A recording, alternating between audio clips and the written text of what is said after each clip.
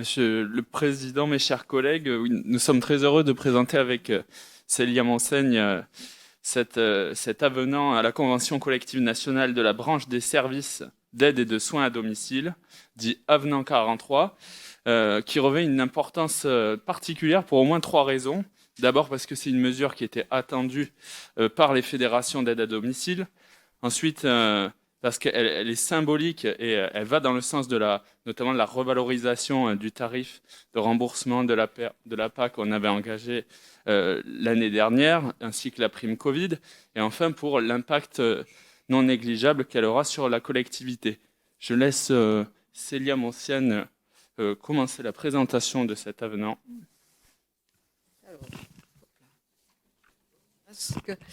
Monsieur le Président, chers collègues, oui, donc dans votre introduction, Monsieur le Président, vous avez presque tout dit effectivement sur les enjeux du maintien à domicile des personnes dépendantes ou fragilisées.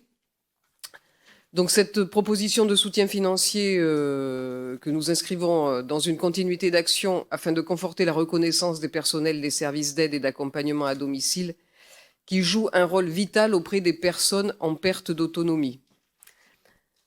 En Gironde, le recours à un service d'aide à domicile est le mode d'intervention largement majoritaire chez les personnes âgées bénéficiaires de l'allocation personnalisée autonomie, APA, et chez les personnes bénéficiaires de la prestation de compensation du handicap.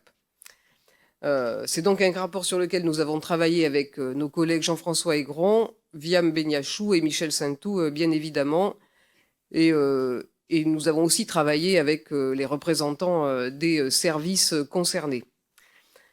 Avec la proposition qui vous est faite ici, nous entendons contribuer à la nécessaire revalorisation de la rémunération des personnels des services d'aide à domicile qui, en début de carrière, est bien souvent inférieure au salaire minimum et dont les perspectives d'évolution sont très faibles, puisque jusqu'à maintenant, il fallait au moins attendre 15 ans d'ancienneté avant de voir ce salaire minimum progresser. Cette revalorisation devrait aussi permettre de lutter contre les difficultés de recrutement et de fidélisation des salariés qui ont une tendance lourde en ce moment à s'accentuer avec la crise sanitaire. Cette situation perdure alors que le nombre de personnes en perte d'autonomie souhaitant continuer à vivre chez elles ne cesse de croître.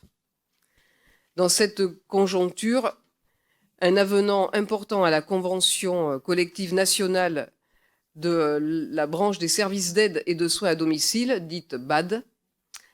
En tout cas, est dit Avenant 43. C'est donc effectivement cette nouvelle mesure qui va être en application pour la convention collective dite BAD, a été signée en février 2020 avec comme objectif de valoriser significativement les rémunérations conventionnelles, de favoriser les parcours et l'évolution des salariés, de supprimer l'automaticité actuelle du lien entre diplôme et emploi, tout en maintenant une valorisation des diplômes, et de promouvoir les parcours professionnels via la reconnaissance des compétences. Voilà, c'est dans ce contexte.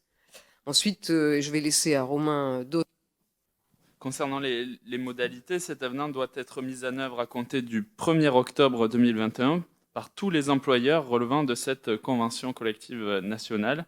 En Gironde, ils sont 43 sur les 204 autorisés, soit environ 3000 équivalents temps plein et plus de 50% des heures prestataires au titre de l'APA et de la PCH.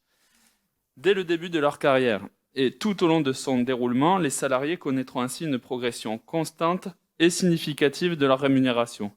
Plus largement, cette progression salariale s'inscrit dans une simplification des grilles et une revalorisation des parcours professionnels. Dans la continuité de notre engagement envers les professionnels de l'aide à domicile, nous vous proposons donc de soutenir financièrement le surcoût de l'avenant 43 pour les SAD employeurs concernés. Il s'agit à la fois d'appuyer les services concernés et de limiter l'impact de cette revalorisation salariale sur les plans d'aide des bénéficiaires de l'APA et de la PCH. L'impact financier de cette mesure est estimé pour le département à plus de 15 millions d'euros sur une année. Pour l'année 2021, s'appliquant à compter donc du 1er octobre 2021, il est estimé à 3,9 millions d'euros. Cet engagement financier de notre département, qui va faire l'avance des fonds, devrait faire l'objet d'une compensation partielle par l'État. Nous sommes là Dans la suite logique de notre accompagnement pérenne et multiforme de ce secteur d'activité, au-delà de ce soutien financier à la revalorisation des salaires des professionnels des services d'aide à domicile, l'ensemble de nos différents travaux va bien évidemment se poursuivre, tant l'utilité sociale des SAD est avérée.